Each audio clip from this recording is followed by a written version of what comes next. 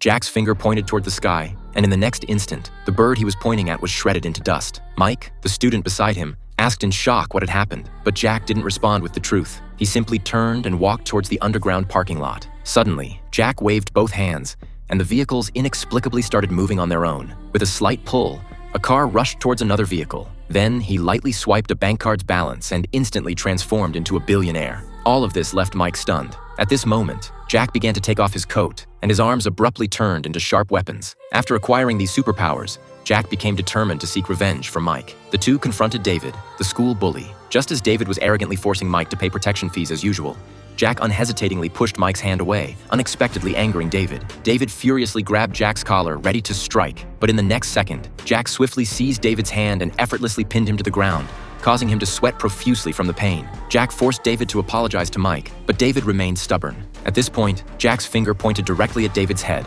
At that instant, Mike pleaded with Jack to spare David, and Jack ultimately agreed. However, with superpowers in his hands, the darkness and evil thoughts hidden in Jack's heart gradually expanded. Jack visited his divorced father and witnessed him living happily with another woman, while his own mother was still diligently working at a restaurant. Although he tried to put on a smile, the fire of jealousy burned in his heart. In the next second, he aimed his finger at his father, but at that very moment, his father smiled at him, and Jack ultimately chose to abandon his action.